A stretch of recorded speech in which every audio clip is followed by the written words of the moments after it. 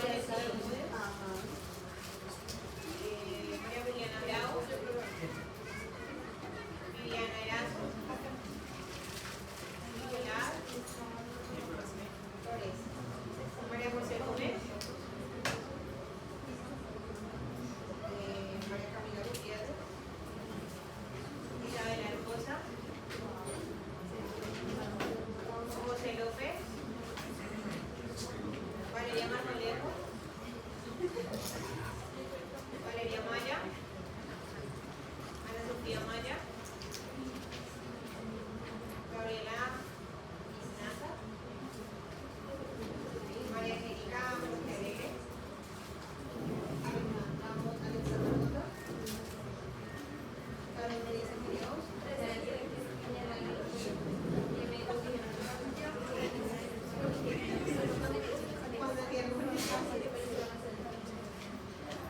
Lizeth Vanessa Narváez, Manuel Orozco, María Isabela Perea, Isabela Prieto, Tomás Ramírez, Nicolás Ramírez, Mariana Rincón, Valentina Rodas, Nicolás Rodríguez, Juliana Sofía Salazar, Isabela Somezábal, Ana Urrea, Fernaza, Patricia Villegas,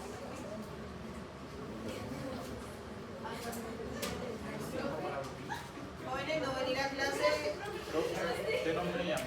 Yo ya llamé unos 3 meses.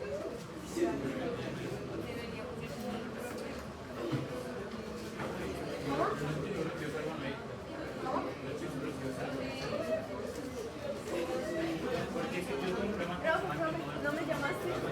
¿Pues ya está? No, no, no. No, no sé qué pasa en la lista.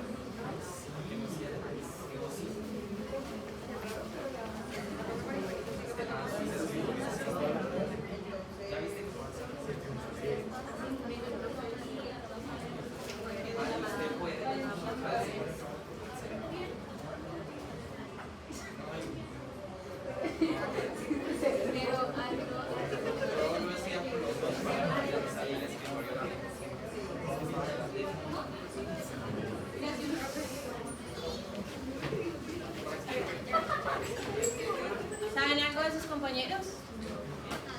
Bueno, dentro del viernes hacemos ¿vale? Organización de la biblioteca. Entonces, sobre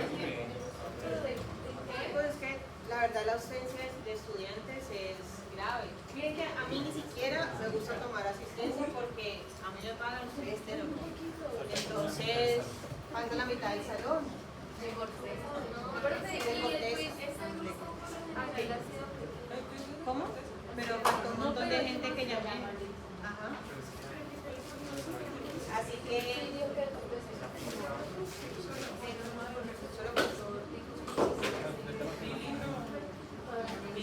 Otra vez solo contestar. Bueno, jovencitos, ¿cómo les fue preparando el tema? ¿Qué tal? Porque esa es de mis clases favoritas, pero es la más densa. Bueno, habrá muchas más densas. El día de hoy vamos a ver laminación cortical, vamos a ver la organización columnar de la corteza cerebral, vamos a ver las células corticales, tanto las células de proyección como interneuronas, y vamos a entrar a ver corticogénesis. Vamos a empezar hablando algo. A mí me gustan mucho las clases que son como de preguntas y respuestas porque no tengo forma de darme cuenta si ustedes me están entendiendo o no, si están preparando el tema, si no les pregunto, si no me participan. Entonces hablemos un poquito.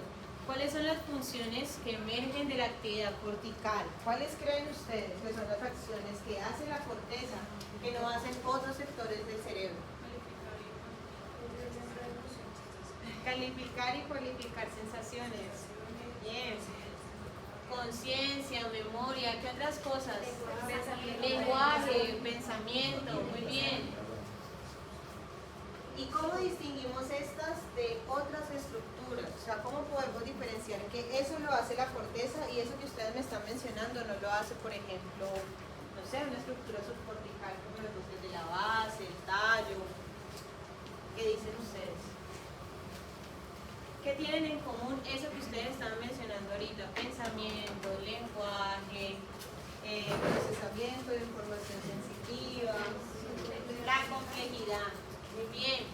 Entonces vamos a entender que esta estructura de la corteza cerebral es una estructura que ha ido evolucionando con el tiempo y que es bastante compleja. Y así como es compleja, es lo que permite que nosotros podamos hacer todo esto que nosotros tenemos aquí.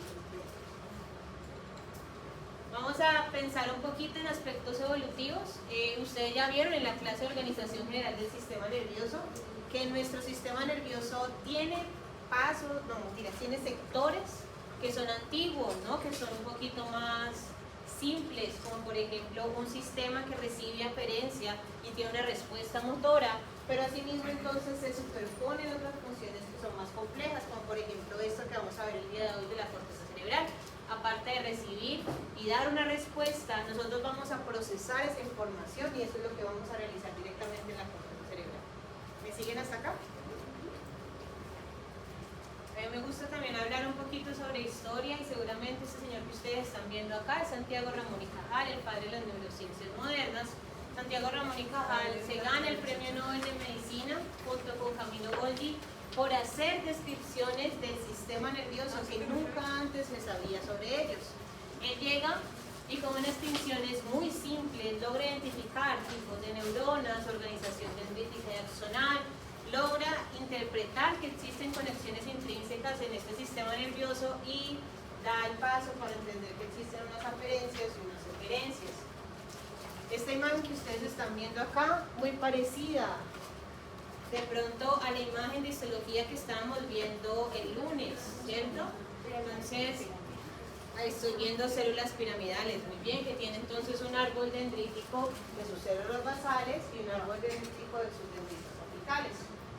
Adicionalmente, si yo puedo observar esta imagen de acá, veo que existen otros tipos de tinciones que me dan nociones diferentes de la corteza cerebral y ya no solo estoy observando células y procesos, sino que también, por ejemplo, fíjense en la columna del centro, donde puedo identificar que esa corteza cerebral se está organizando como por láminas.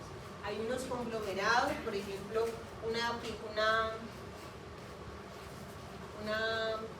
una filita de células piramidales y otra filita de células que vienen siendo células granulares.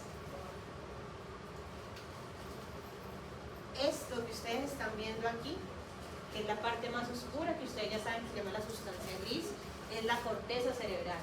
Ya sabemos entonces que en la sustancia gris se van a ubicar predominantemente ¿quién? Los somas celulares, muy bien. Y bajo de ella está la sustancia blanca subcortical. Si nos ponemos a medir, la corteza cerebral tiene una extensión de 2.200 centímetros cuadrados. Y uno tiene que pensar, ¿cuánto sería 2.200 centímetros cuadrados extenso? Eso es mucho. Y entonces lo que hizo evolutivamente el sistema nervioso fue empezar a plegarse. Y eso es lo que estamos viendo aquí, que es lo que vamos a ver en la clase del viernes. Vamos a ver giros y vamos a ver surcos. ¿Me siguen hasta acá? Vamos entonces a identificar, como ya les estaba mencionando ahorita de manera evolutiva, yo puedo clasificar unos tipos de corteza. Entonces, hay tres tipos de cortezas clásicos que son alocorteza, mesocórtex y neocórtex. ¿Saben qué significa neo? Nuevo, ok. Entonces, este neocórtex son los tipos de corteza que tenemos predominantemente en nuestro sistema nervioso. ¿Listo? Mesocórtex quiere decir corteza de transición. ¿Y alguien sabe qué significa alocórtex? Casi. Alo quiere decir diferente. Entonces ese alocórtex es la corteza que es muy diferente a la neocorteza. Ahora sí, dentro de este alocórtex, que es la corteza más primitiva, se subdividen en dos, en la arquicorteza y en la paleocorteza. Ambas son antiguas. Pero entonces la pregunta del millón sería, si ambas son antiguas, ¿por qué las estamos nombrando diferente? ¿Cierto? Arquicorteza es mucho más primitivo. Está relacionado, por ejemplo, con sectores de nuestro sistema nervioso como el hipocampo, donde encontramos estas cortezas antiguas que tienen 3 láminas, ¿vale? Mientras que el paleocórtex sigue siendo corteza antigua, siguen siendo 3 láminas, pero están un poquito, no son tan antiguas como la arquicorteza, pero tampoco son mesocorteza ni neocortes, y están relacionados, por ejemplo, con sectores como el bulbo olfatorio, ¿listo? Que sigue siendo antiguo, que sigue siendo incluso común con otras especies animales. ¿Me siguen hasta acá? Entonces, alocórtex, 3 láminas. Mesocórtex o cortezas de transición entre 3 y 5 láminas. Por ejemplo, un ejemplo de mesocorteza, la corteza entorrinal, que la vamos a ver el día viernes. Alocórtex 3, mesocórtex entre 3 y 5 y neocorteza 6. ¿Me siguen? Ejemplo de neocorteza, área 4, área 312, área visual, todas las áreas grandes son corteza nueva. ¿Me siguen hasta acá? ¿Qué es corteza entorrinal? Lo vemos el viernes. Aquí va a ser un pequeño paréntesis, tal vez si ustedes se han puesto a estudiar del libro, se van a dar cuenta que el libro les habla de un montón de cosas que uno lee la mitad y no sabe qué es lo que le están mencionando. Toca con diccionario en mano estar buscando palabra por palabra, por eso a veces es tan recomendado que ustedes vengan acá estudiados previamente, porque yo voy a venir acá a decir, al menos por clase, de pronto, de aquí hasta el primer corte, puedo que yo esté diciendo 80% en palabras nuevas, del primer corte en adelante pues ya no van a ser tan nuevas, pero siempre es mejor leerlos desde antes. Bueno, yo sabía que alguien me iba a decir que es corteza entorrinal, pues yo traje una imagen para que la podamos ubicar. Entonces, esta imagen que ustedes ven acá es la cara basal de los hemisferios. Lo que ven señalado en un vino tinto más oscuro es la corteza entorrinal, una corteza de transición que se ubica cercano al filo parifoso. Vale. El viernes vamos a ver qué es el filo parifoso. ¿Me van siguiendo hasta aquí? Muy bien. En esta imagen podemos observar cómo se distribuyen los tipos de corteza. Entonces, por ejemplo, en este azul más oscuro está la arquicorteza, que les había mencionado entonces que está relacionado con el hipocampo. El hipocampo es una estructura que está relacionada o vinculada con la memoria y el aprendizaje, específicamente la memoria a corto plazo. Adicionalmente estoy viendo acá un pequeño hilito, no sé si se alcanza a ver, como este sería el hipocampo y acá una estructura, una fibra que se llamaría el córnex, también es parte de las porciones más antiguas del sistema. Después hablamos de la paleocorteza, que les mencionaba que también era antigua y que estaba relacionado con el bulbo olfatorio, con la porción olfativa del sistema. Y después tenemos entonces las cortezas de transición, que en este caso están marcadas aquí con este azul claro y este amarillo un poquito más quemado, que aquí los tienen escritos como periarquicorteza y proisocortes. Ambos son mesocortezas, que son cortezas de transición, relacionadas entonces con la corteza entorrinal y con estructuras cercanas al giro del cíngulo. Si ustedes ven más hacia la periferia, todo por ejemplo, lo que está hacia el polo anterior, lo que está hacia la parte del occipital, eso que está en amarillo como clarito, sería la neocorteza. Ahí dice isocórtex y neocórtex, ¿listo?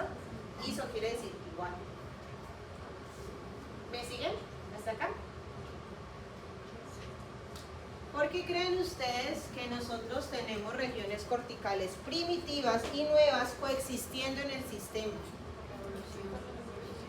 ¿Y por qué en la evolución no eliminamos lo viejo y nos quedamos con lo nuevo? O sea, ¿cuál sería el beneficio? ¿Cómo? Hay funciones básicas. ¿Qué más? ¿Quién da más? ¿Cómo? Necesitamos también de las otras, y también piensen, por ejemplo, en el gasto evolutivo que implicaría tener que olvidar lo antiguo y tener que quedarnos solo con lo nuevo. Es mucho mejor entonces ir construyendo sobre lo que tenemos. Muy bien, buena inferencia. Vamos acá. Entonces ustedes, si siguieron preparando la clase, se van a dar cuenta que esta corteza no solo se divide en cortezas nuevas y cortezas viejas, sino que también se van a organizar dependiendo de una formación en láminas. Estas láminas son horizontales. Vamos a empezar. hacia el lado derecho tenemos 6 láminas, entonces sería neocorteza. En la parte del lado izquierdo tengo entonces estas que son alocortes, que vendrían siendo 3. Vamos a empezar por la fácil. Alocorteza tiene molecular, piramidales y polimórficas. La característica de las láminas moleculares es que van a carecer de células y solo voy a tener dendritas ahí. Y la capa piramidal va a estar relacionada con las proyecciones. Ahora podemos pensar lo siguiente: esta capa de alocorteza es mucho más simple, mientras que la neocorteza es un poco más elaborada. ¿Por qué? Porque ahorita estábamos mencionando, se complejizan los procesos. ¿Me van siguiendo todos hasta acá?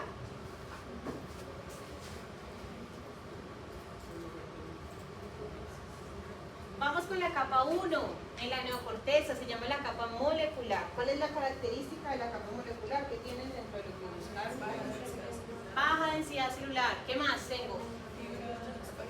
Muchos procesos, hay fibras horizontales, está la presencia de las dendritas apicales de las células piramidales de las otras capas. ¿Listo? Y adicionalmente en esta capa molecular o capa 1 voy a tener algo que se llama las células de Cajal Retzius o células horizontales de Cajal. ¿La han escuchado? ¿Qué saben de ellas?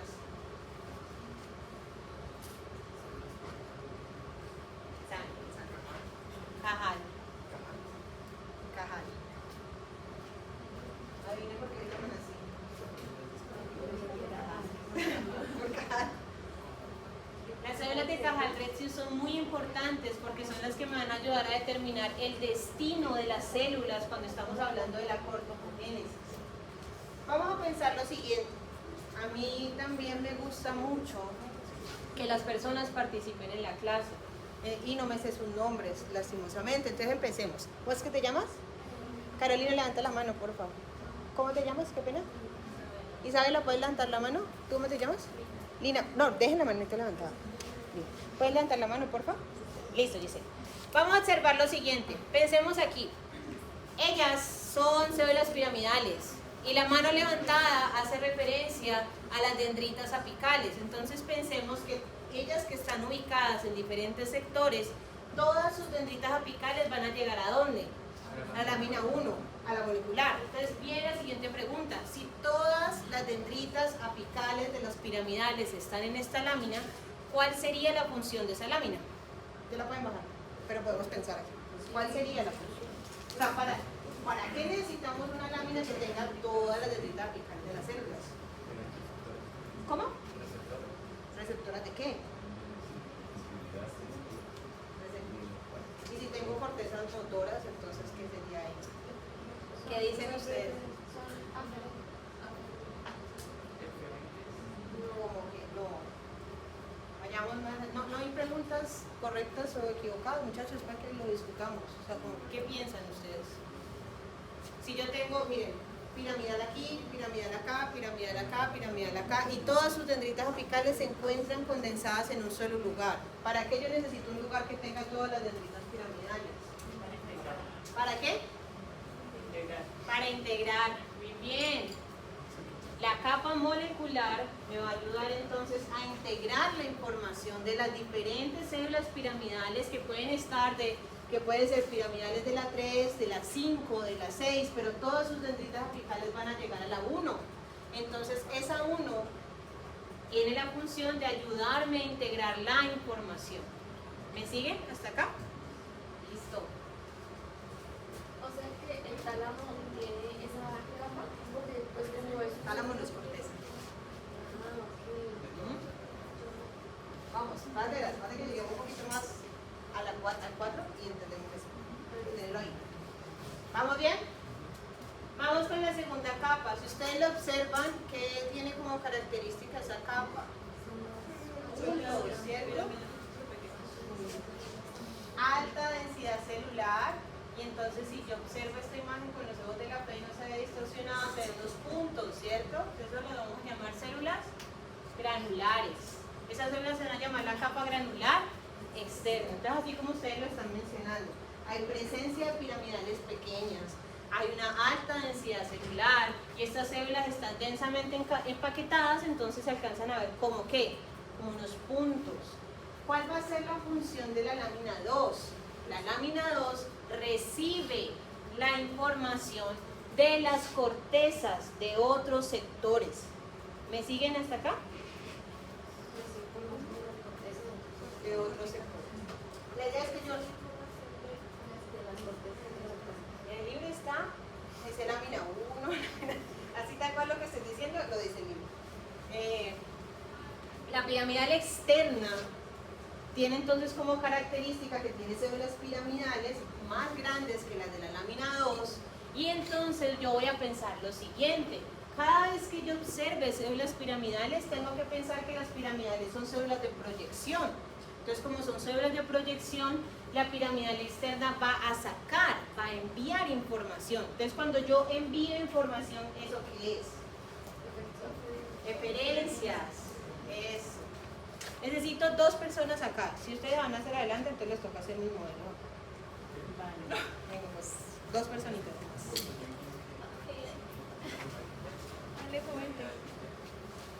Va. Vamos entonces a pensar lo siguiente. Ella es un sector de la corteza.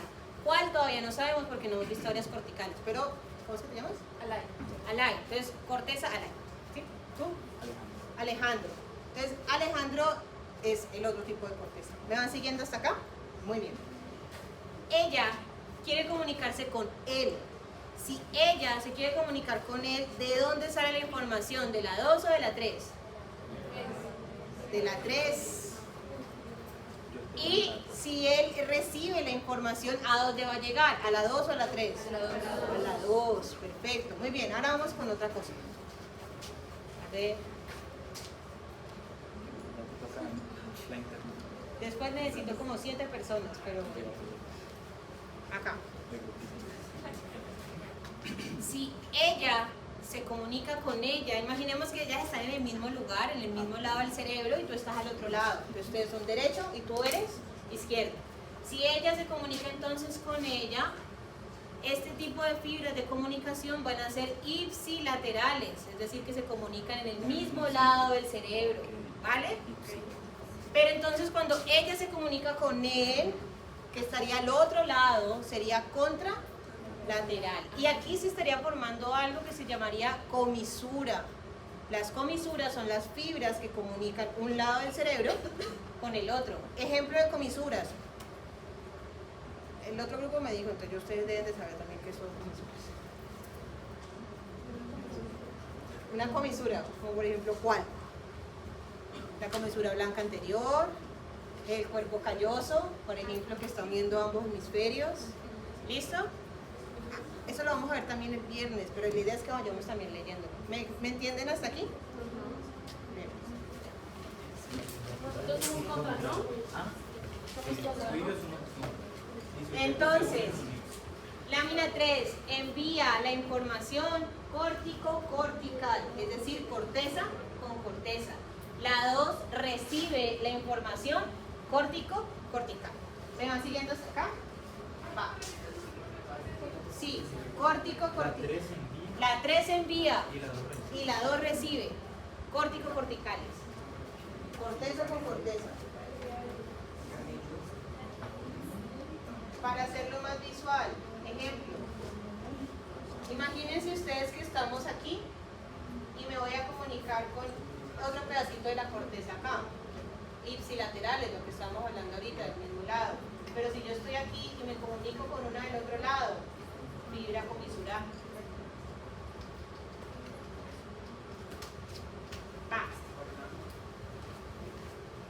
Capa 4, granular interna.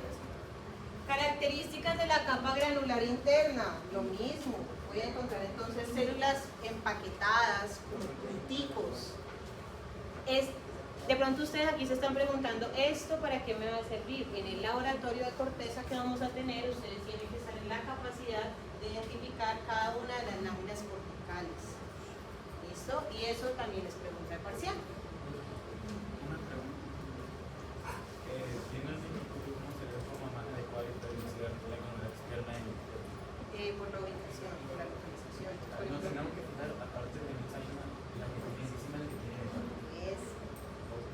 para mostrárselas a ustedes tengo que mostrarles en un campo amplio, 10X o 4X. ¿Listo?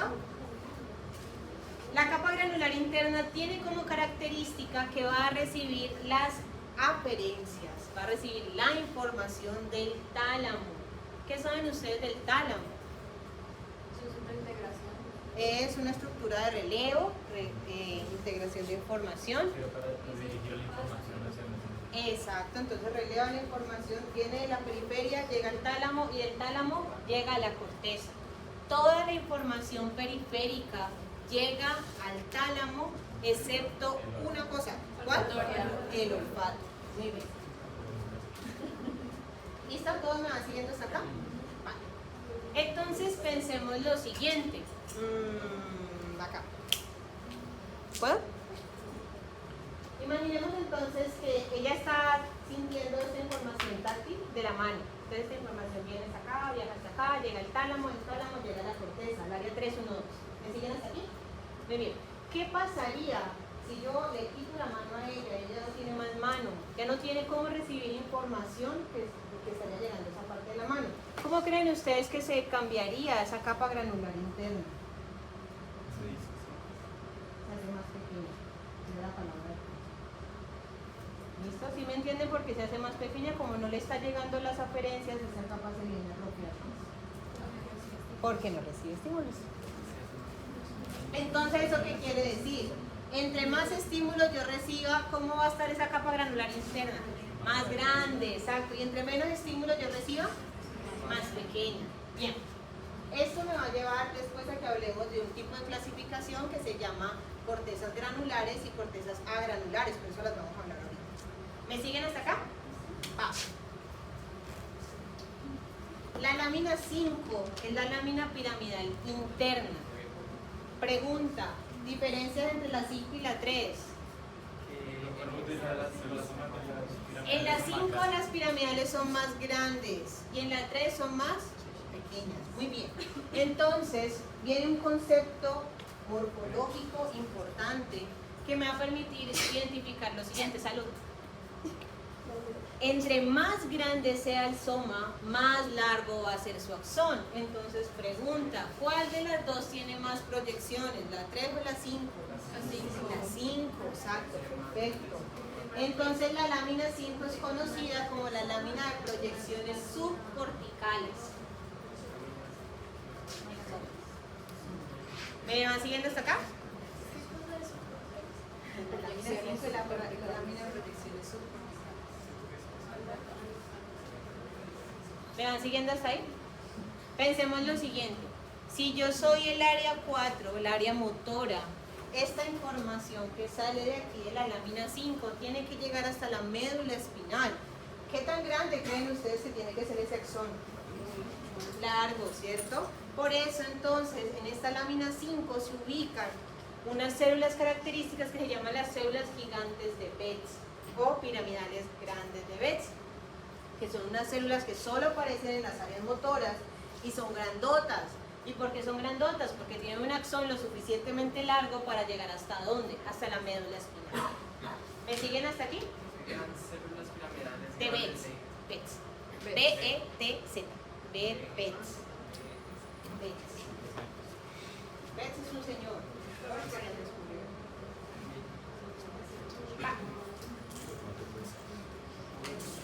La última capa se llama la capa plexiforme, polimórfica también le dicen. Esta es una capa donde yo voy a encontrar diferentes tipos de células. Voy a encontrarme piramidales, voy a encontrarme células fusiformes y aparece algo que se llama las piramidales modificadas. ¿Saben qué es eso? Modificadas. Vamos acá. Esta es la estructura clásica de las piramidales, ¿cierto? En esa estructura clásica, la dendrita apical siempre va a estar hacia arriba, ¿cierto?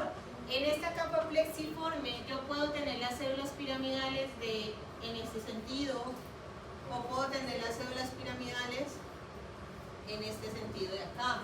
Aparecen desorganizadas.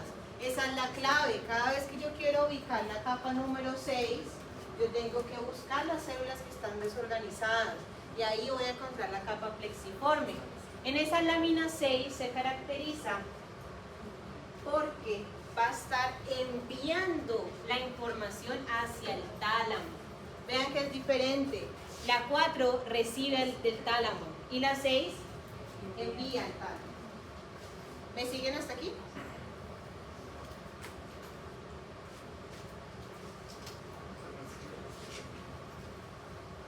Hagamos un resumen para que lo afiancemos. La repetición es la base del aprendizaje, al menos en simple. Entonces, ¿qué me dicen? ¿Qué es el molecular? ¿Qué hace la molécula? Solo están las dendritas. Apicales de las células piramidales.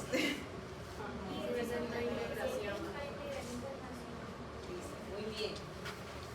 Granular externa. ¿Cómo?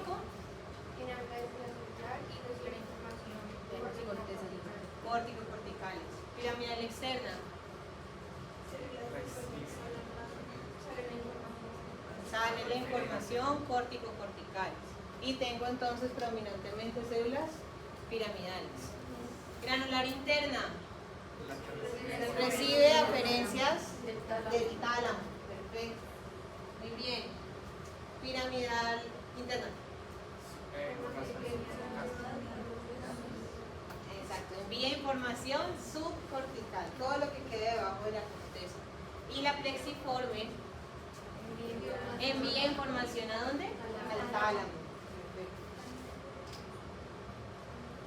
Vamos entonces a pensar lo siguiente.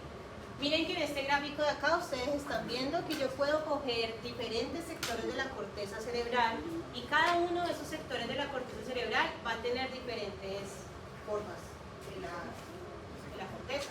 Eso es lo que vamos a hacer en el taller. Ustedes, entonces yo les voy a pasar diferentes cortezas y ustedes tienen que saber quién es asociativo, quién es motor, quién es sensitivo. ¿Hablándolo? No, porque se cae. Yo les mando las diapositivas, pero al final de todas mis clases de hoy.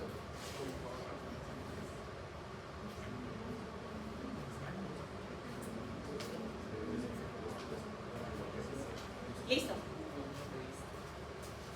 Miremos entonces lo siguiente. Imaginemos esto. Yo voy a sacar un pedacito de corteza de un área destinada a la parte motora, se llama el área motora primaria. Esta área motora primaria tiene esta forma de esta primera columna que estamos viendo aquí. Entonces vamos a pensar lo siguiente. Si el área motora es para que yo piense en un movimiento y lo ejecute, les pregunto a ustedes, ¿esa información motora va a necesitar, la información motora viene de afuera adentro o de adentro afuera? De adentro afuera. Entonces, como viene de adentro afuera, esa lámina 4, ¿cómo tiene que ser? Pequeña, porque no voy a tener tantas aferencias ¿de dónde?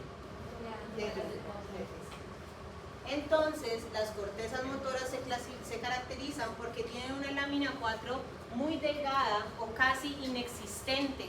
Se denominan entonces cortezas agranulares. ¿Listo? Se llaman agranulares porque no tienen entonces capa granular interna. ¿Me siguen hasta aquí? Ahora viene lo siguiente, observen por favor esta imagen. La lámina 5 tiene estas piramidales que son mucho más grandes que las otras. Entonces ya habíamos mencionado que la lámina 5, como es de proyecciones subcorticales, va a tener estas células piramidales gigantes. ¿Cómo se llaman las células piramidales gigantes? Las células de Betz. Entonces, resumamos. Características de las cortezas motoras. Lámina 4 pequeña o inexistente y lámina 5 con células piramidales grandes. Muy bien. Pensemos lo siguiente. Imaginemos que yo voy a sacar un pedacito de corteza de la parte visual que se retroalimenta de la retina o de la parte auditiva que se retroalimenta del oído. Entonces les pregunto, ¿la información visual o la información auditiva de afuera para adentro o de adentro para afuera? De afuera para adentro. Entonces, como viene de afuera para adentro, necesito que la lámina 4 sea como grande. Perfecto. ¿Y cómo tiene que ser esa lámina 5? Pequeña, no tiene que ser tan grande, ¿cierto? Porque la información de estos sentidos viene de afuera. O sea, ¿me van siguiendo hasta acá? Ahora ustedes, pensemos lo siguiente. ¿Qué pasaría o cómo serían las áreas asociativas? Las áreas asociativas son cuando las cortezas se comunican con otras cortezas. ¿Cuál creen ustedes que sería la característica? ¿Cómo? Lámina 3 y 2 grande, porque van a tener entonces aumento de comunicación córtico-cortical. Bien, ¿claro hasta ahí? Profe, yo tengo que saber cuál es cuál, claro. Usted solo con lo que vea en la imagen, usted tiene que saber, esto es asociativo, esto es motor, ¿listo? ¿Vamos bien? ¿Cómo se ve más o menos? ¿Qué es lo que vamos a ver el día de la práctica? En la motora ustedes alcanzan a ver las piramidales aquí más grandes, las asociativas 2 y 3 más grandes, y la visual, por ejemplo, la capa 4 mucho más grande que las otras. Igualito, ¿no? Pues igual. Uno se termina acostumbrando. Muy bien. ¿Vamos bien hasta aquí? Ok. Entonces hasta ahora vamos a entender que la corteza cerebral tiene una organización laminar, las neocortezas, 6 láminas, pero adicionalmente la situación se va a poner un poco más compleja, y es que la corteza, se descubrió que la corteza no solo está organizada de manera laminar, sino que también está organizada de manera columnar. La descripción clásica de la organización laminar lleva más o menos, no sé, como unos 300 años, o mentiras mucho, como 200. Pero la organización columnar no es tan viejo, es un concepto relativamente nuevo, estamos hablando de alrededor más o menos de unos 50 años. Y este concepto revolucionó la manera de poder entender la organización de la corteza cerebral. Hoy en día entonces sabemos que la corteza, aparte de comunicarse en hileras, se comunica en columnas. ¿Me van siguiendo hasta aquí? Va. Necesito varias personas. 6. Si no se paran, se duermen. Y son 2 horas de clase 10 y parejas. Acá.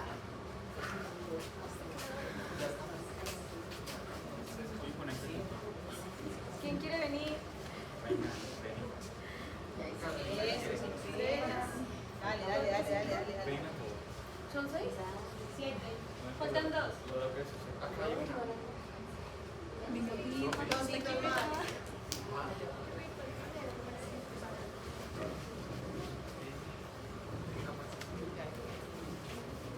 Miren que cuando uno hace esta clase de cosas, tal vez uno nunca lo olvide, ¿no? Como que, nunca voy a olvidar el día que no me sacó a ver.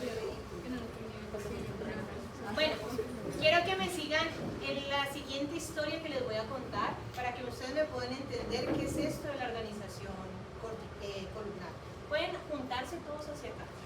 ¿Quién es el más alto? No, o sea, como una órbita. Como un tumulto. Eso. ¿Quién es el más alto? Pensemos en lo siguiente. En el inicio, cuando se están formando las células del sistema nervioso, tenemos un cúmulo de células recién nacidas, estas. ¿Listo?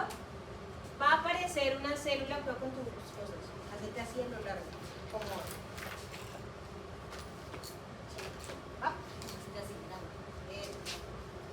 entonces, en ese primer momento, cuando estas células recién nacen, aparece una célula grande que se va a llamar la glía radial. ¿Listo? La glía radial es una glía como el astrocito, como el oligodendrocito, etc. Es del componente glial. ¿Me siguen hasta acá? Va. Esta glía radial lo que va a hacer es que va a ayudarnos a que estas células que están recién nacidas se sepan ubicar. Entonces, ¿qué va a pasar? Las células hacen un movimiento, se llama quimiotracción, y entonces ya se empiezan a mover y se mueven alrededor, se mueven alrededor de la glía radial y se ubican allá, en la lámina 1. Mira la siguiente, y hace lo mismo. ¿Por qué no giran? Porque no giras, linda. De verdad ya se mueven así, ya se van a envolver. No estoy exagerando. Está, lámina 1, lámina 2, siga. ¿Lámina qué? 3. Siga. 4. Lámina 5. Lámina 6. Y esta también va con la 6, porque no tenemos 6 láminas, ¿cierto? Entonces, ella puntica aquí, una lámina 6. Entonces, no, siga usted. Pensemos lo siguiente, todas estas neuronas nacieron juntas y migraron ¿qué? Migraron a diferentes lugares, pero migraron juntas, usando la misma glía radial. Entonces, lo que se descubrió fue que aquellas células que migraron juntas con la misma glía radial van a conservar un patrón de conexión, así no estén en la misma lámina, pero ellas se van a poder comunicar entre sí. La 1 con la 2, con la 3, con la 4, con la 5, con las de la 6. Y todo esto forma ¿qué? Una columna. Esto que no es tan fácil de observar en las imágenes pues, histológicas. En las imágenes histológicas se observaban mejor las láminas, después fue que se dieron cuenta que esto estaba pasando. ¿Me siguen hasta acá? Señor.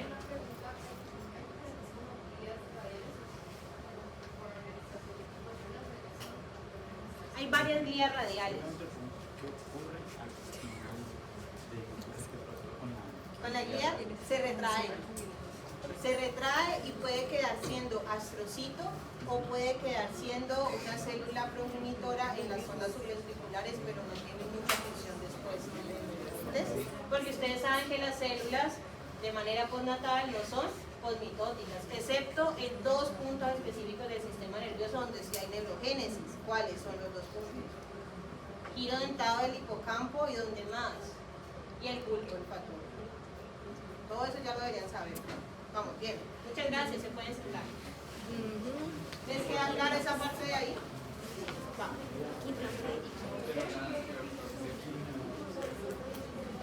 Vamos entonces a pensar que estas columnas, como observamos, se van a ubicar desde la lámina 1 hasta la lámina 6.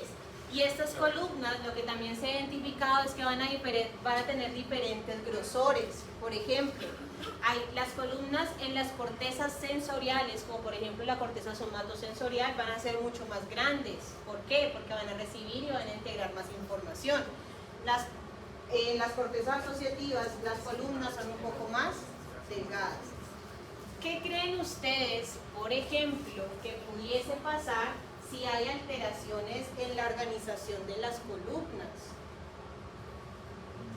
Ideas a la... Pensemos con esta. A mí me gusta mucho este gráfico. Esto que ustedes están viendo aquí son unos procesos histológicos de cortezas de pacientes que tienen trastorno del espectro autista. Ustedes acá entonces están viendo lo siguiente. Tenemos lámina 3, lámina 4, lámina 5. Los pacientes control son los que están más oscuros y los pacientes con TEA son los pacientes que están más claritos.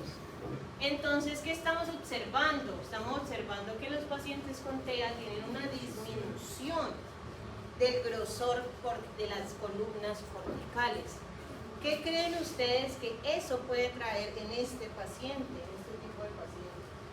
Ustedes están en segundo semestre, no pasa nada, respondan lo que crean, o sea, tienen de aquí a varios semestres hacia adelante para saber si será cierto o no.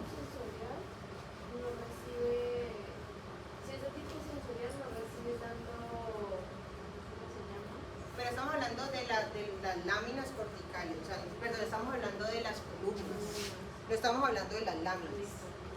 O sea, estamos diciendo que igual las láminas están del mismo tamaño, pero lo que está variando aquí es el grosor de las columnas.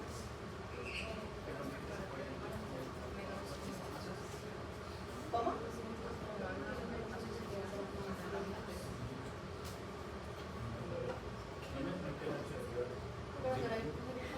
¿Cómo sería?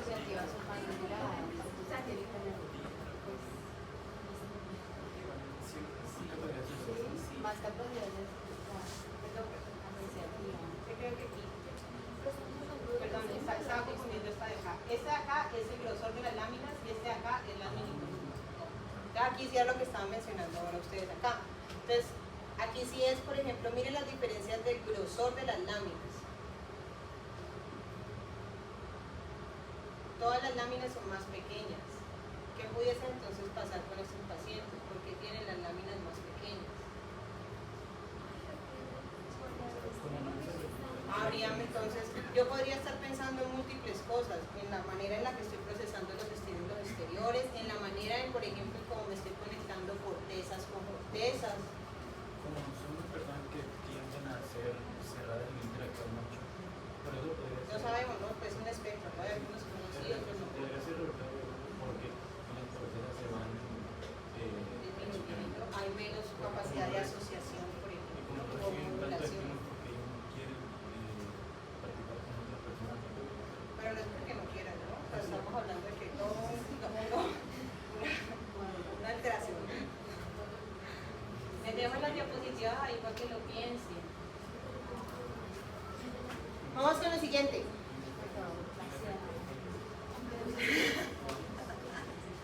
Vamos entonces a hablar de esto. Ya sabemos entonces que la corteza se ubica en láminas, la corteza se ubica en columnas. Y ahora vamos a pensar sobre las aferencias corticales. ¿Qué son aferencias? Lo que entra, lo que es. ¿Cuál creen ustedes que sería la mayor aferencia de la corteza? ¿Qué creen ustedes? La mayor. El libro lo dice también. La mayor cantidad de aferencias que recibe la corteza cerebral son las aferencias córtico-corticales. Entonces estamos hablando de lo siguiente, la corteza cerebral está todo el tiempo comunicándose ¿con quién? Con ella misma. Miren que a mí me gusta mucho, hay una palabra que a mí me decían cuando yo estaba viendo clases, y era que la realidad solo corresponde al 6%, o sea, lo real es solo el 6%, el resto es pura interpretación de la corteza cerebral.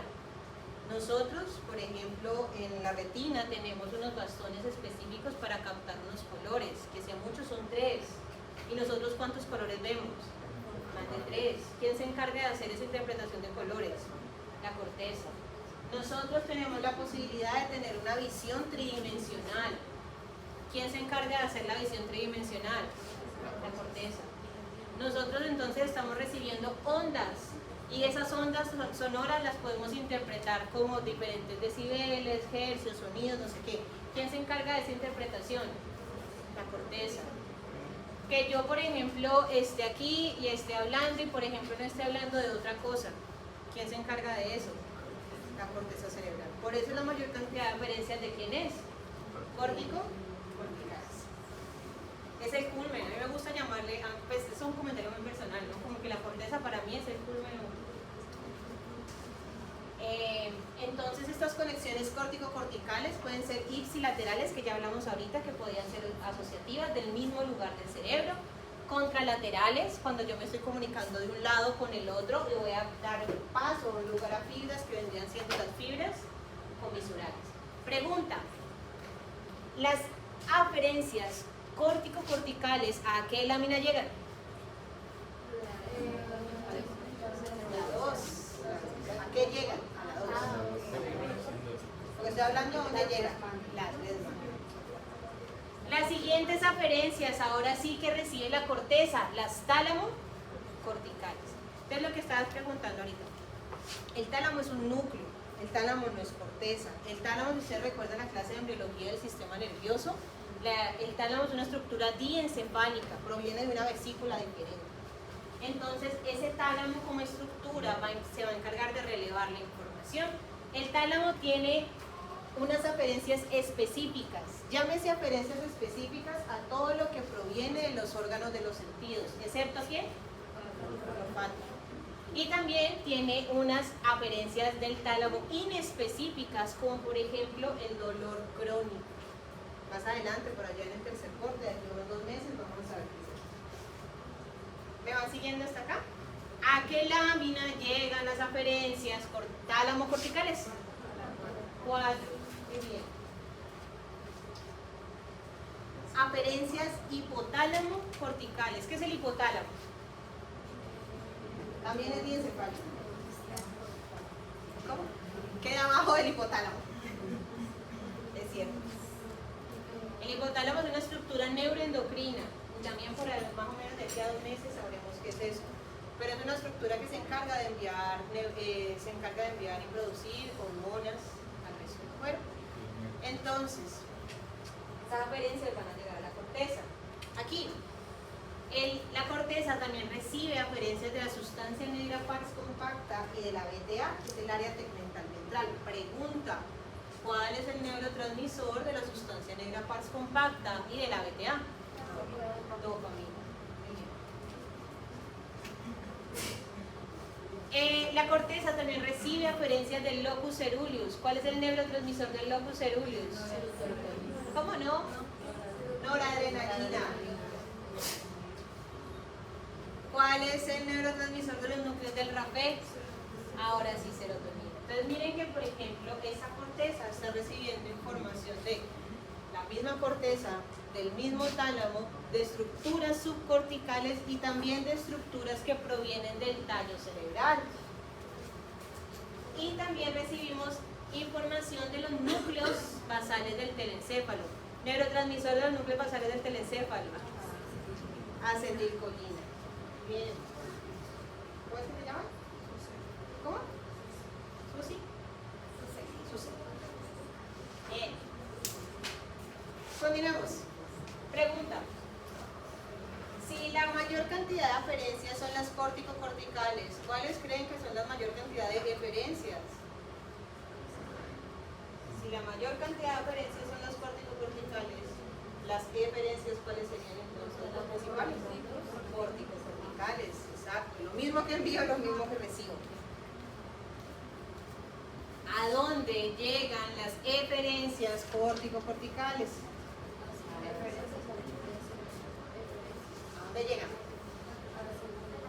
A la 2. Listo. Eferencias córtico-talámicas. ¿A dónde llegan? Perdón, ¿a dónde van las córtico-talámicas? ¿Quién envía? De la corteza al tálamo. La 6. Córtico-estriatales, que van de la corteza a los núcleos de la base o al núcleo estriado. ¿De qué lámina salen? De la 5. Córtico-hipotalámicas, ¿de dónde salen? ¿De dónde saldrían? Sí, pero ¿de qué lámina? El hipotálamo es una estructura subcortical. Entonces, ¿de qué lámina creen que salgo? De la 5. Córtico-pónticas. De la 5. Córtico-nucleares. De la 5. Córtico-espinales. De la 5. Muy bien, vamos a darnos 5 minutos de descanso y volvemos. ¿Puedo volver a hacer? Sí.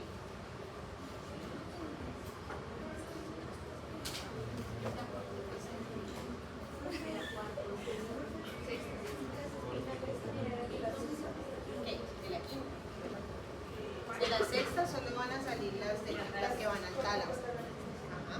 El resto son estructuras subcorticales para llegar a la siguiente.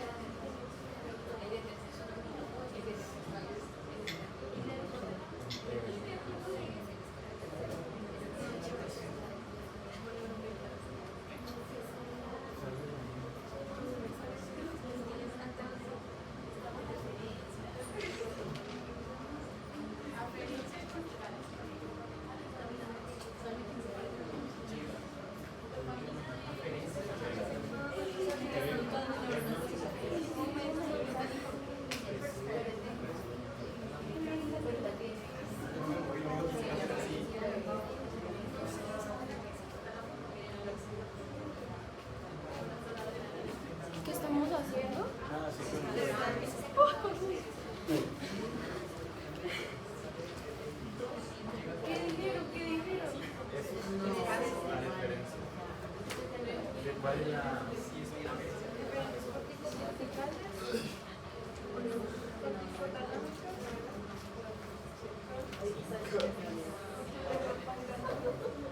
Esa es una O sea, inferencia. si me lo quedo analizando, tal vez no es una experiencia. Son dos, digo la pregunta. Pero bueno, se fue lo lento. ¿Qué lámina lo recibe? Y te digamos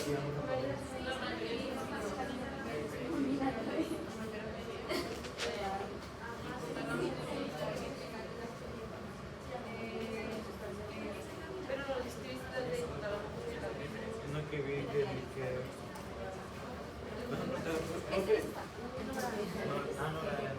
no, locus fuera. Locus cerúleo. Cerúleo. O sea, se dice locus cerúleo. Y se escribe locus coeruleus. En el parcial práctico ustedes tienen que escribir las cosas como solo, no inventar sus nombres. Aunque lo vato dice locus coeruleus. Pero es raro.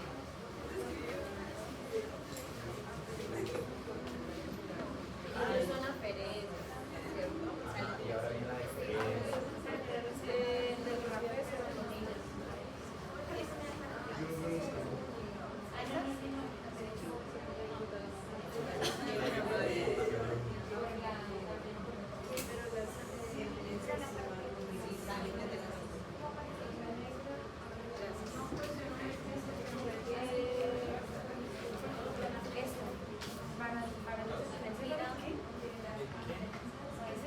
No quiero pasarle del concepto.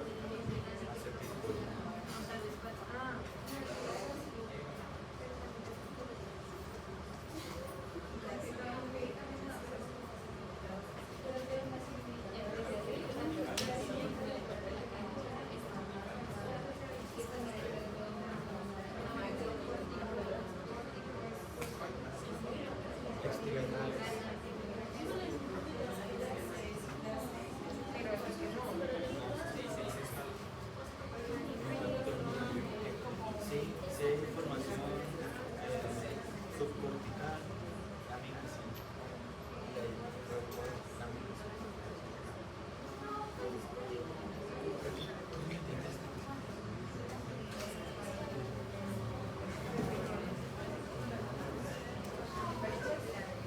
Si esto es una inferencia, sería de la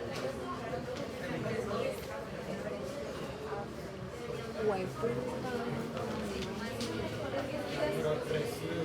¿Qué pasó?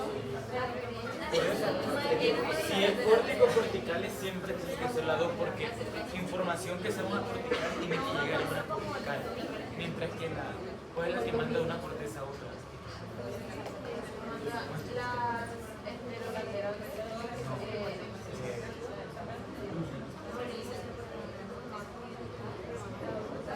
Sale ahí en el vertical. Si esto manda es una inferencia. No, manda de orden, y ya manda. Te vamos a Ella aferencia recibe eferencia. en inferencia, la córtico cortical Son laminares. Sale de la red. Llega. hasta donde llega. Porque Pero es si que es una eferencia, va de la lámina viene la regla de la 2. Si es una diferencia, sale de o sea, depende de, o sea, el error, o sea, lo que está confundiendo acá es la palabra. ¿Sí? Cuando hablo de aferencia, estoy llegando a la información que llega. Entonces, esa información que llega aquí en la bibliografía, esa información de las diferencias de la información que sale y que no sale.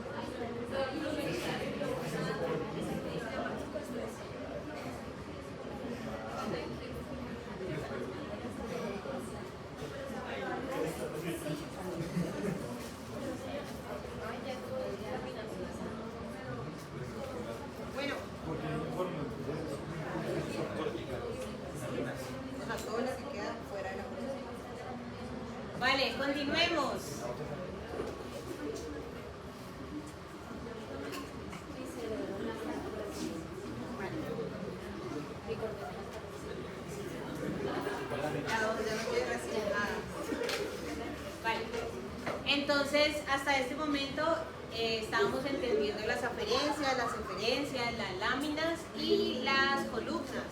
Ahora vamos a preguntarnos lo siguiente: los tipos de neuronas que aparecen en las células corticales, perdón, en las órganos cerebrales.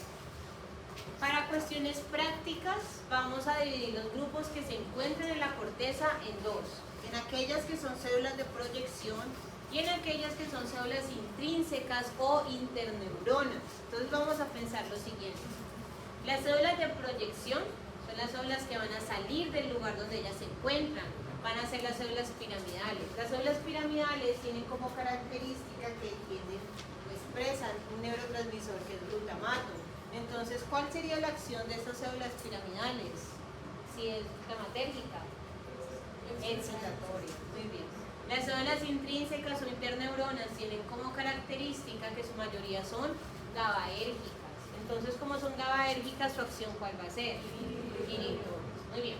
Si pensamos esto en porcentajes, las células de proyección, es decir, las células piramidales, corresponden al 80-90% de las células de la corteza cerebral, mientras que las interneuronas corresponden al 10 y el 20% restante. Eso quiere decir que la corteza es altamente ¿qué? Excitatoria. Muy bien. Y que yo entonces necesito gran variedad de células de interneuronas para poder regular la actividad de las piramidales, porque como son más, necesito entonces poder saber cómo regularlas. ¿Me van siguiendo ustedes hasta acá? Vale. Vamos entonces a pensar también lo siguiente: estas células piramidales, como dijimos que eran de proyección, de acuerdo a la longitud del axón, ¿cómo puedo clasificarlas? Oye, pero ¿cuáles serían las piramidales? Tipo 1, Porque sale. Mientras que las interneuronas, que son las de acción local, ¿qué tipo de Golgi sería? Tipo 2. Golgi tipo 2. Muy bien. Vamos entonces también a identificar algo que vamos a ver después en corticogénesis, y es que estas células piramidales van a tener un origen en algo que se va a llamar la zona subventricular. Es decir, ¿cerca a quién? Al ventrículo. Ustedes ya saben dónde queda eso, ¿no? Ustedes vieron embriología del sistema nervioso y saben que se formó el tubo neural y que de ese tubo neural se formaban entonces los ventrículos. Entonces, cerca de esos ventrículos, en la zona subventricular, van a nacer las células piramidales. ¿Me siguen hasta acá? Bueno. Mientras que las interneuronas van a tener un origen diferente. Se van a originar en un lugar que se llama la eminencia media, y aquí me falta escribirlo, eminencia lateral. ¿Listo? En las dos, cerca a los ganglios basales. ¿Me siguen todos hasta aquí? Miremos esto. Ya dijimos que las de proyección son las células glutamatérgicas, y ahora quiero que se fijen en lo siguiente. Yo aquí les hice una esquemita y les puse las interneuronas. Todas en su mayoría son GABA, excepto unas, que son ¿cuáles? Las neuronas estrelladas espinosas. Son las únicas interneuronas glutamatérgicas. De resto, todas las interneuronas son ¿qué? GABA. Ustedes ya saben esto, porque ya lo hablamos ampliamente en la clase de neurohistología 2. Entonces les pregunto, características de las células piramidales. Aparte del somos en forma de pirámide. Espinas dendríticas, ¿qué más me pueden decir? Su axón sale de la base. Su axón sale de la base. Tiene dendritas, tiene una dendrita apical larga y tiene unas dendritas basales. Pregunta, ¿cuál de las dos dendritas son más largas, las apicales o las basales? La apical es más larga. Ajá. ¿Quién? Las células piramidales se conectan con estructuras subcorticales, muy bien. Y aparte de esto, como ustedes ya habían mencionado, yo quiero que ustedes se fijen en lo siguiente. El axón es uno solito, pero ¿cuántas dendritas puedo ver? Muchas. La característica de las células piramidales es que tienen un árbol dendrítico grande, amplio, tiene varias divisiones, mientras que el axón solo es uno. Esta característica es importante porque las interneuronas son diferentes, son al revés, para que lo tengan pendiente. ¿Me siguen hasta acá? ¿Podrías volverlo a repetir, por favor? Sobre lo de Las piramidales tienen un árbol dendrítico grande y un solo axón, mientras que las interneuronas van a ser al revés. El axón va a ser grande, dividido, y las dendritas van a ser más poquitas. ¿Eso se trató de las ramificaciones? Bueno, vamos con lo siguiente. Las neuronas piramidales las puede encontrar, aparte de la corteza, las puede encontrar también en el hipocampo, que mencionamos ahorita que es una estructura importante para el proceso de aprendizaje, la consolidación de la memoria y la memoria a corto plazo específicamente. Dependiendo de los sectores donde yo me encuentre, asimismo yo puedo ver estas neuronas piramidales. Y entonces, en este momento, quiero mencionarles un aspecto importante que el libro también las toca de manera somera, y es importante que ustedes las tengan aquí en cuenta. Estas células que ustedes están viendo aquí se llaman neuronas de Von. De acuerdo a la morfología del soma, ¿qué dirían ustedes que es? Fusiforme. De acuerdo al número de procesos, ¿qué dirían ustedes que es? Bipolar. Bipolar. ¿Por qué les estoy mostrando estas neuronas de Von acá? Las neuronas de Von son unas neuronas atípicas. No las están en todas las especies, solo aparecen en las especies con un cerebro girificado, es decir, que tengan giros, y también aparecen en animales con conductas prosociales. Conductas prosociales como ¿quiénes? Los humanos, las ballenas, los delfines, el primate, el elefante. Prosociales. Conducta prosocial quiere decir que le gusta el... ¿Me siguen hasta acá? ¿Saben por qué esto es tan extraño? Porque como estas células no aparecen en todos los animales, no han sido tan fácil poder estudiarlas, porque los estudios en neurociencias se hacen básicamente, por ejemplo, en pollos, en peces, en ratas o ratones, pero no es tan fácil poder encontrar este tipo de células. ¿Cómo? Una característica especial de estas células de Von Economo, ellas aparecen exclusivamente en el humano, se han descrito en la ínsula, que es un nódulo del cerebro, y aparecen en una estructura que se llama la corteza del giro del cíngulo, es decir, muy cerca al cuerpo calloso. Estas células entonces, como han sido tan difíciles de estudiar, se sabe muy poco de ellas, pero se cree que están relacionadas con los vínculos emocionales y la regulación de las conductas sociales. Hay estudios que incluso mencionan que los pacientes, por ejemplo, algunos pacientes que se han suicidado tienen disminución de neuronas de Von Economo, o incluso también aparecen afectadas en enfermedades neurodegenerativas como el Alzheimer o la esclerosis lateral. ¿Me siguen hasta acá? ¿Por qué les menciono esto? Porque hoy en día, hace poco, hace más o menos unos 5 años, alguien descubrió que estas células de Von Economo tienen un perfil genético muy parecido al de las células piramidales. Entonces hoy en día las subclasificamos como un tipo de neurona piramidal diferenciada. ¿Por qué diferenciada? La hipótesis menciona que las células piramidales se extendieron tanto que dejaron de ser así de forma piramidal y se alargaron para dar esta morfología. ¿Cuál es la verdad hasta el momento? No sabemos, porque no se puede estudiar todavía. Entonces, pues, si les tienen la duda, pueden buscar. Hay muy poquitos papers sobre eso. ¿Algún examen? ¿Qué? La pregunta como el día. No sé, porque en la clase no puedo decir las fuentes de presión. No, pero pues, Lo que les estoy diciendo sí o no. es una neurona piramidal, es una neurona piramidal, es un tipo de piramidal.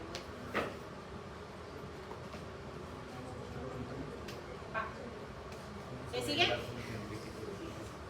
Bueno, ahora entonces, ya que pasamos por las piramidales, vamos a empezar a hablar de las interneuronas. La primera interneurona de la cual voy a hablar son las células estrelladas espinosas. La morfología ustedes ya la vieron en clase. Un cuerpo, varios dendritas y tiene como características, varios como esto es una interneurona, esto es lo que les estaba mencionando ahorita. Las interneuronas, la ramificación no la va a dar la dendrita, sino que la va a dar ¿quién? El axón. Muy bien. Esto me lleva a pensar lo siguiente. Si la piramidal tiene entonces más ramificadas las dendritas y un solo axón, la piramidal está destinada ¿para qué? Para recibir. Y la interneurona entonces, si tiene el axón ramificado y las dendritas son poquitas, ¿para qué estaría entonces destinado? Para enviar, para inhibir entonces ¿a quién? A la piramidal. Bueno, en este caso sería activar pues esta es la materia.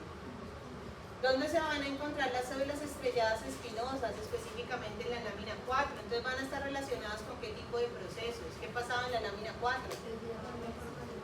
Llegaba la información del tallo. Muy bien. ¿Me van siguiendo hasta aquí? Vamos con la siguiente. Miren entonces, no se me vayan a perder con esto, que esto es importantísimo. Interneuronas, células en cesta, células en candelabro, células doble buquet, neuronas de Martinotti, neurogliaformes, neuronas bipolares y las células de Cajal-Rezus. Son un montón. Vamos a verlas todas hoy, sí. Yo les envié de lectura un artículo donde mencionaban este tipo de clasificación. La idea es que ustedes puedan profundizarlo. Yo lo que quiero a ustedes mostrarles acá es que como son varias interneuronas, se han logrado clasificar dependiendo estos grupos. Me voy a centrar solo en estas primeras dos columnas. Entonces, aquí tengo el nombre de las interneuronas. ¿Me van siguiendo hasta aquí? Cada una de ellas están acopladas a un tipo de, digamos, ¿cómo lo llamamos a eso? Es como un tipo de receptor relacionado con el poder inhibitorio, porque todas son GABAérgicas, y entonces dependiendo de esa clasificación yo puedo entonces mencionar quiénes son PB, quiere decir parvalbúmina positiva, SOM quiere decir somatostatina positiva, CB quiere decir calvindina positiva, NPY quiere decir neuropéptido Y, BIP quiere decir péptido base intestinal, CR quiere decir calretinina y CCK quiere decir colecistequinina. ¿Listo? De pronto ustedes dicen, ¿qué es todo esto? ¿Hay que aprenderse de esta forma? Sí, principalmente sí, hay que aprenderse. ¿Sí? Quiero entonces que nos fijemos en estas primeras. Aquellas que son parvalbúmina positiva van a ser las células en cesta y las células en candelabro. Candelabro y cesta o básquet. Entonces vamos a empezar con estas. Las células en candelabro tienen esta morfología y se llama así células en candelabro porque su axón se va a abrir hacia ambos lados. Ustedes han visto estos candelabros antiguos que vienen como con los brazos así. Estas células en candelabro lo que van a hacer es que su axón va a tener como punto de acción esta estructura de la célula piramidal que vendría siendo el segmento inicial del axón. Quiero que ustedes me digan, ¿qué pasa en el segmento inicial del axón? Se inicia el potencial de acción. Entonces, si en el punto donde se inicia el potencial de acción yo inhibo a la piramidal, ¿qué creen ustedes que pasa con esa piramidal? No puede pasar el potencial de acción, entonces la piramidal queda completamente inhibida. Entonces yo aquí voy pensando lo siguiente, esta célula en candelabro tiene un poder inhibitorio alto o bajo. Alto. Bien. Sigo. La célula en cesta o célula o basket cell también, cualquiera de los dos, se llama así porque su axón tiene, lo que va a hacer es que el axón se va a envolver como si fuera una especie de red de basquetbol. ¿La han visto? Cuando uno está jugando y la cesta. Esa cesta va a envolver al soma de la célula piramidal. Entonces pregunto, si yo estoy inhibiendo todo el soma de la célula piramidal, ¿cómo va a ser mi poder inhibitorio? Alto también. Entonces, si yo quisiera inhibir completamente la acción de la piramidal, ¿cuáles son las interneuronas que debería estar? De sexta y candelabro, que tienen ambas como característica en común, que son células parvalbúmina positivas. Que eso quiere decir entonces que cada vez que yo escuche células parvalbúmina positivas, tienen un alto poder ¿de qué? De inhibición. Y son las células que adicionalmente son filogenéticamente más nuevas. Entonces, como son filogenéticamente más nuevas, son las más sensibles a dañarse en las noxas, en las lesiones, son las primeras que se mueren. Lo último que aparece es lo primero que perdemos. ¿Me siguen hasta acá? Bueno, WK. La célula WK tiene esta apariencia y ustedes pueden ver que tengo un soma y del soma van a salir dos procesos, uno hacia arriba y uno hacia abajo. La diferencia, por ejemplo, de estas células WK con las células bipolares es que el proceso es amplio. Si lo pueden ver, la palabra buquet o también se les llama bipenachadas. Penacho es como un pedazo de cabello, se ve así como extenso. Oh, mejor, creo que es más bien. ¿Me siguen hasta acá? Bien.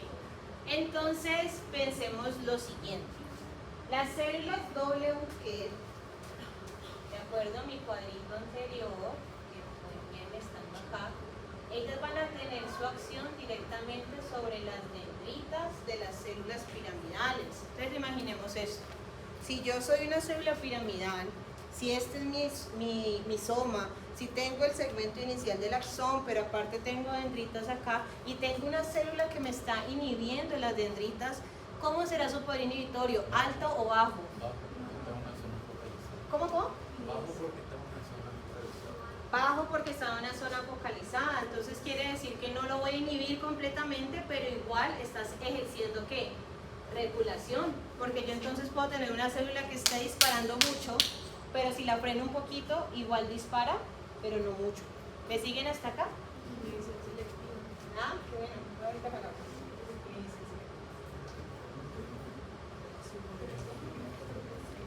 ¿me siguen? Vamos con la siguiente. Hay una célula que se llama neurogliaforme. No tiene pierde. Neuro de neurona y gliaforme, imagínense por qué. Porque se parece a una glía, y específicamente se parece a una glía, ¿no? Como las que estuvimos viendo. Las células neurogliaformes van a hacer lo siguiente. Les voy a hacer un ejemplo y ustedes me tratan de decir cómo funciona. Imaginemos que todos nosotros somos neuronas piramidales de la corteza cerebral. ¿Me van siguiendo hasta aquí? Y encima de nosotros, por ejemplo aquí donde está el proyector, hay una célula neurogliaforme. La célula neurogliaforme libera neurotransmisor, GABA, ¿cierto? Entonces, si ella libera neurotransmisor como si nos estuviera rociando agua, ¿cuál creen ustedes que sería la acción sobre nosotros? ¿Pero inhibe de manera completa? No. Entonces, a ese tipo de inhibición se llama inhibición tónica. Les pregunto, esta neurotransmisor que estaría liberando la neurogliaforme llegaría a la dendrita apical, a la dendrita basal o al soma. ¿Qué dicen? Si esta es la neurogliaforme y está liberando GABA, ¿a dónde llegaría? ¿A la dendrita apical, a la dendrita basal o al soma?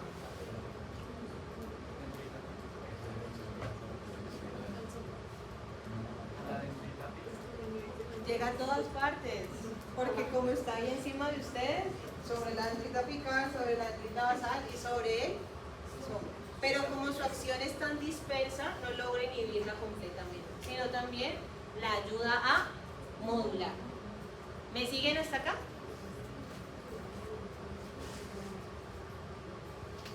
Va. ¿Me siguen? Vamos con la siguiente, la célula de Martinotti. La célula de Martinotti tiene como característica lo siguiente: su soma se va a ubicar en la lámina 5, pero su axón va a ascender las diferentes láminas. Pero présteme atención, mientras está ascendiendo no hace nada, solo asciende el axón. Y ya en la primera capa, que es la lámina 1, logra extenderse completamente. Entonces les pregunto a ustedes, esta célula de Martinotti, ¿a quién estaría inhibiendo si llega a la lámina 1? ¿A dónde? A las dendritas apicales. Y esa inhibición de las dendritas apicales me serviría para inhibir a varias columnas. Sí, esas son las láminas, las columnas son estas. Sí, porque estarían. ¿Me siguen hasta acá? Las neurogliaformes clásicamente se describen con su soma en el 5 y se proyectan a la 1. Hay otros reportes que también mencionan que ya se encuentran en la transición de la 2-3 y suben también hasta la 1. Su punto final siempre va a ser la lámina 1. ¿Me siguen? Las células bipolares, que son diferentes a las WG, tienen entonces una acción mucho más localizada, va a estar destinada a las dendritas apicales y si de pronto alcanza a coger algunas dendritas basales, pues ahí va a estar. Vamos a hablar de la célula horizontal de Cajal-Retzius. La célula horizontal de Cajal-Retzius, ¿dónde dijimos que iba a estar? Ya la hablamos de ella. ¿En qué lámina? En la 1. La célula horizontal de Cajal-Retzius se encuentra en la lámina 1, que mencionamos ahorita que ella iba a estar en los procesos de desarrollo prenatal. Ella migra rápidamente, se ubica en la lámina 1 y ahí donde se ubica empieza a expresar una glicoproteína que se llama relina. Lo que hace la relina es que va a marcarle el camino a las neuronas. ¿Se acuerdan el ejemplo que hicimos acá? Las neuronas sabían dónde tenían que llegar porque la Cajal-Retzius iba dándoles como el camino de Hansel y Gretel, como dejándoles pedacitos de pan, por así decirlo. Eso es lo que hace la relina en la marcación del destino celular. ¿Me sigue? No, la de Cajal-Retzius llega primero. Y la glía radial también se está formando ahí, pero hasta ahora no ha subido nada. Ella está aquí y expresa relina como marcador para que sepa.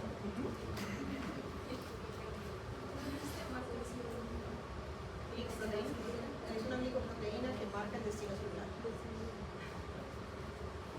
¿Me siguen?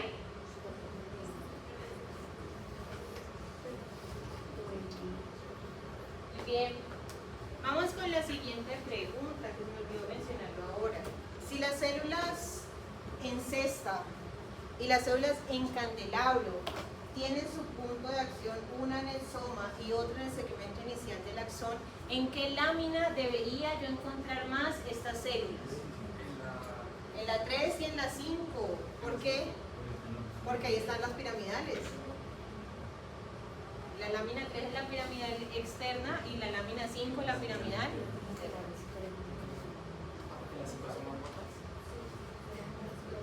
¿Me siguen? ¿Listo? Vamos entonces a hacer lo siguiente. En este momento les voy a dar 5 minuticos rápidos para que ustedes hagan lo siguiente. Quiero que hagan un esquema, un dibujo, una célula piramidal y sobre la célula piramidal ustedes coloquen hacia dónde están llegando cada una de las interneuronas que acabamos de ver. O sea, quién llega a la dendrita apical, quién llega a la dendrita basal, quién llega al soma, quién llega al segmento inicial del axón.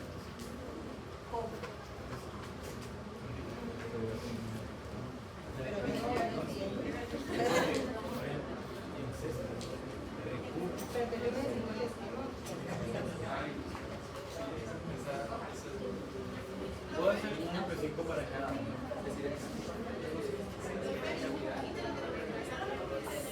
Lo pueden hacer en el iPad.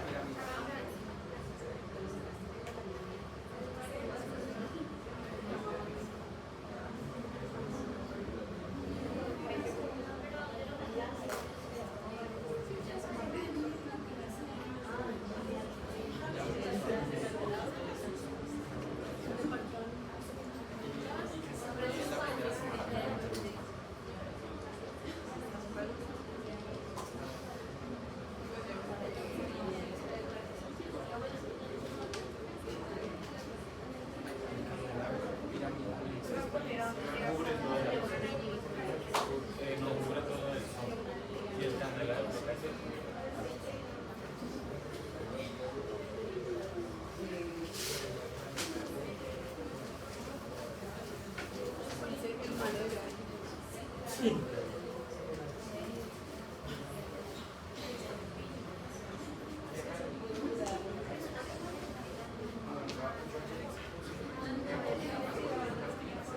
estrella hasta la final 4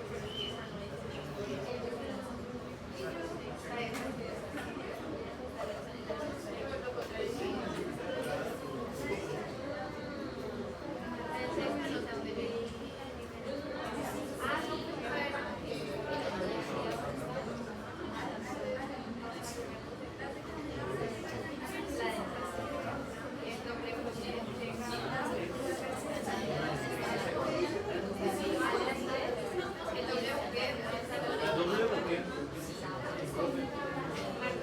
empieza a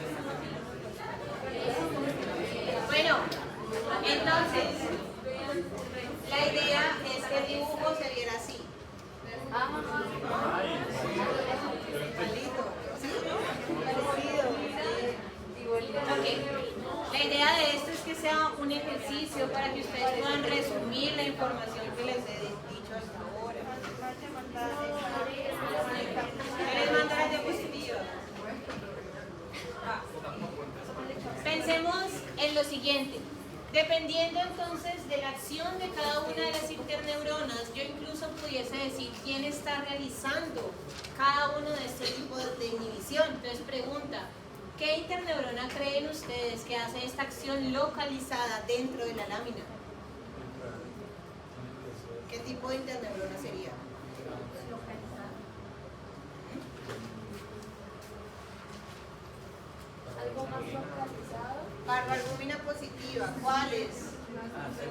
Células en cesta o células en candelabro. Porque está exacto. Muy bien. Pregunta. ¿Cuál estaría siendo esta inhibición que estaría inhibiendo toda la lámina? La horizontal de Cajaldarelina, pero no agava. No sería neurogliaforme. Neurogliaforme, porque se extiende ¿dónde? A todas las partes de la lámina 1. La C. ¿Quién hace este tipo de inhibición aquí? Vertical.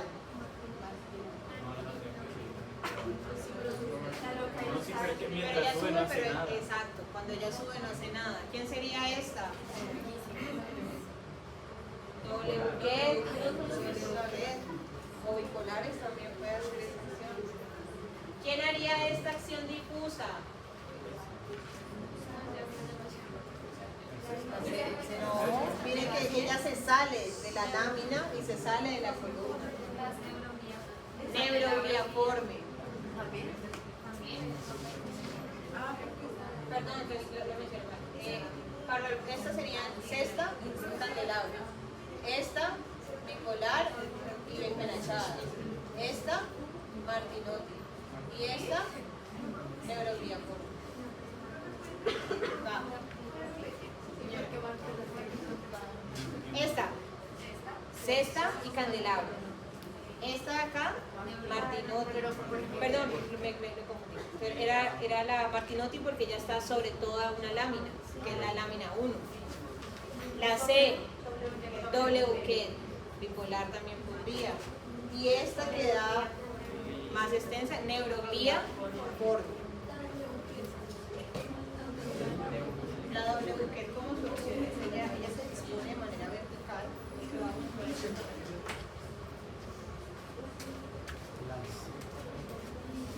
Si yo tengo una célula WQ que se puede ubicar entre la lámina 2 y 3, ¿listo? Yo en la 2 y 3 también, ¿qué puedo tener? Entonces yo podría estar cogiendo apical o también podría estar cogiendo ¿a quién? A las dendritas basales.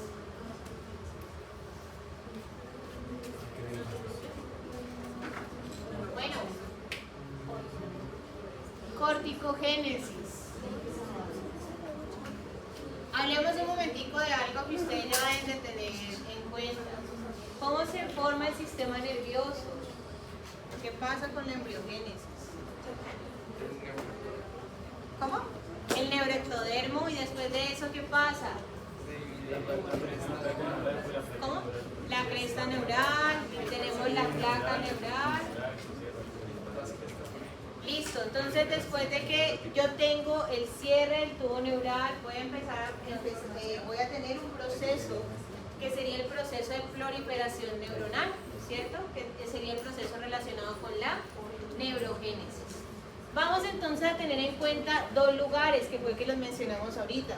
Si yo ya estoy parada en la neurogénesis, tengo que tener en cuenta que en la zona ventricular van a nacer qué tipo de células, que las hablamos ahorita, las piramidales. Y de la eminencia ganglionar medial y lateral, ¿quiénes van a salir? Las interneuronas. Muy bien. Ahora, ya habíamos adelantado algo de este proceso con lo que hablamos ahorita al principio. Y es, cuando las células empiezan a diferenciarse, ellas van a empezar a salir, digamos, células progenitoras. Yo voy a tener dos tipos de divisiones, una división simétrica y una división asimétrica. Entonces les pregunto, si yo soy una célula progenitora y doy dos hijas progenitoras, ¿qué tipo de diferenciación sería esa? ¿Simétrica o asimétrica? Simétrica. Listo. La proliferación simétrica es predominante y es abundante en los primeros días. ¿Por qué? Porque yo necesito formar la mayor cantidad de células. ¿Qué pasa cuando la célula ya se diferencia a neurona? Después de que neurona puede seguirse duplicando. No, porque ¿cuál es la característica de las células neuronales? Pierden su capacidad mitótica, son posmitóticas. Entonces, cuando una célula progenitora da una progenitora y da, por ejemplo, una neurona o da, por ejemplo, una glía, esta división, ¿cómo le llamaríamos? Una división asimétrica. ¿Me siguen todos hasta acá? Sí, se llama simétrica cuando las dos hijas son iguales. Se llama asimétrica cuando una es de un tipo y la otra es de otro tipo, ya sea neurona o ya sea glía. ¿Me siguen todos hasta acá? Pregunta, ¿de estas divisiones nacen también las microglías? Esas son diferentes, ¿cierto? Las microglías, ¿de dónde venían? Son mesodermos, no son del neuroendodermo. Me ve, comentario random que deberían saber. ¿Continuamos? Vale. Entonces, ustedes, vamos con la idea. Ya se empezó a hacer la división simétrica, la división asimétrica, y tengo entonces, si recuerdan la idea que estábamos haciendo ahorita, un grupo de células bebés, inmaduras. ¿Me siguen hasta acá? Listo, muy bien. Para el siguiente paso, yo necesito entonces dos pasos importantes. Primero, que una célula se ubique en la capa 1, que va a ser la célula de Cajal-Retzius. Ella migra tempranamente, es casi que la primerita que va a migrar. ¿Por qué es la primera que va a migrar? ¿Qué es lo que estábamos diciendo ahora? Ella deja las huellas, marca el camino para que el resto de células lleguen. ¿Por medio de quién? De la regina. ¿Me siguen hasta acá? Listo. Primer paso, célula de Cajal-Retzius. Segundo paso, yo voy a tener entonces una glía que radial. ¿Qué dijimos que esa glía radial era como cualquier otra glía? ¿Me siguen hasta aquí? Bien, entonces lo que pasa, esto es lo que ustedes están viendo, la glía radial se va a ubicar en la corteza desde el inicio hasta el final. Después entonces estas células prematuras van a empezar a ubicarse. Entonces yo quiero que piensen lo siguiente. En un primer momento, la primera capa que migra son las células de la 5 y de la 6. ¿Me van siguiendo todos hasta aquí? ¿Okay? La 1 va a ser una sala de Cajal, pero las primeras que van a empezar a ubicarse van a ser 5, 6. Después, las células que siguen atraviesan las de la 5, 6 y se van a ubicar debajo de la de Cajal-Retzius. Entonces me va a dar origen a ¿cuál lámina? De la 1, ¿cuál le sigue acá? 2. ¿Me siguen hasta acá? Después vienen otras y siguen, ¿no? Necesito personas. Dale. Pero ¿cómo van a Necesito migrar? 6. ¿Cómo migran No, primero porque las recuerda que la primera capa son dendritas verticales y no piramidales. Y porque la formación cortical se da inside out, o sea, 6 personas. 6.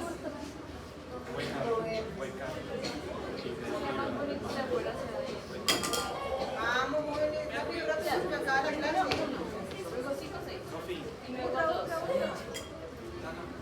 No, porque la que tomó la pregunta. Luego 2 sería Bueno, 4. ok. Y luego 3. Hagamos como podamos. Entonces, síganme aquí. Usted va a hacer Cajal. Listo. Ustedes quédense acá. Aquí va a estar la glía radial. ¿Me siguen? Entonces, la primera que va a aparecer y las que se van a organizar, láminas 5, 6, las más profundas. No, aquí. 5, 6. Entonces, miren lo que va a pasar. La siguiente tanda de células que van a viajar van a atravesar las láminas 5 y 6 y se van a ubicar aquí, debajo de la Cajal-Retzius, que va a ser ¿cuál?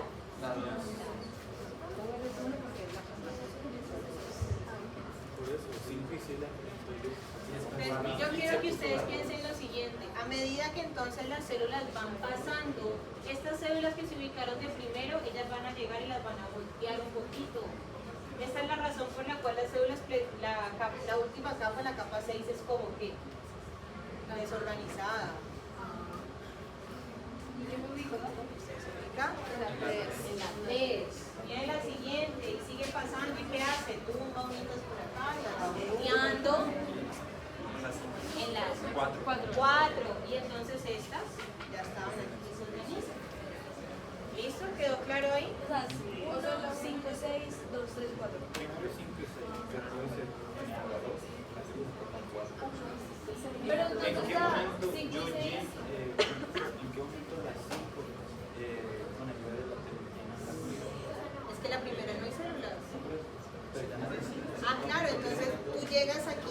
las dendritas entonces van a empezar a ¿qué? A crecer, a extenderse. ¿Y por qué las 5 y 6 giran? Porque las otras células van pasando y las van volteando.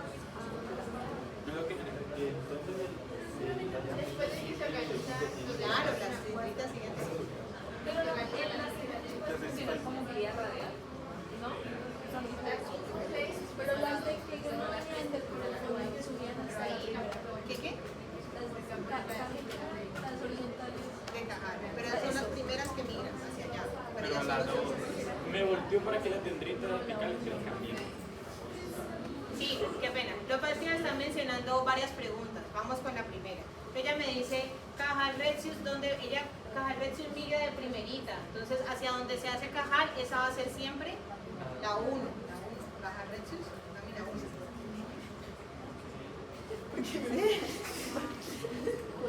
Migra las 5 y las 6 y después van migrando las otras. Y como ya en la lámina 1 está Cajal Retzius, ella no se va a meter donde está Cajal Retzius, sino que se va a hacer en ¿dónde? En la 2. Vienen las siguientes, ya no se va a hacer donde está Cajal Retzius, ni tampoco se va a hacer donde está la 2. ¿Dónde se va a hacer? Y después viene entonces la siguiente, no se va a hacer aquí, sino que se va a hacer en la 4 y después pues una 5 aquí, pero no había gente, pero aquí lo ponemos. Y esta 4. ¿Por qué la qué?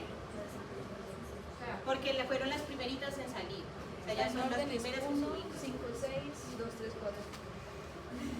Y después. ¿Ah?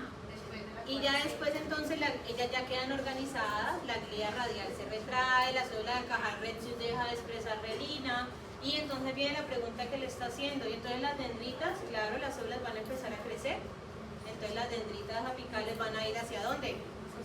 Y las dendritas basales ¿hacia dónde van a ir? Hacia los lados, por ahí. ¿Vamos bien hasta acá? Miren entonces que esta migración, esta migración que ellos hacen se llama la migración radial. Las piramidales migran radialmente. ¿Qué quiere decir radial? En esta dirección como verticales. Mientras que las interneuronas van a migrar de manera tangencial. ¿Qué quiere decir migración de manera tangencial? Se van a empezar a ubicar desde arriba, entonces vienen hacia aquí, hacen un giro y se van ubicando de arriba para abajo. Tangencial. Tangencial interneurona. O sea, Las piramidales van así. Las interneuronas hacen eso para poder llegar al mismo punto. Es solo que hacen una vuelta, se llama migración tangencial. o sea, las pirámides siempre van a ir. Sí, hacia arriba. Ajá, radial. Una tangente es que corta la línea recta. Entonces, por eso su trayectoria es esa. En vez de ir recto, van como curveados. Curvado y ya. Curveo y regresan hasta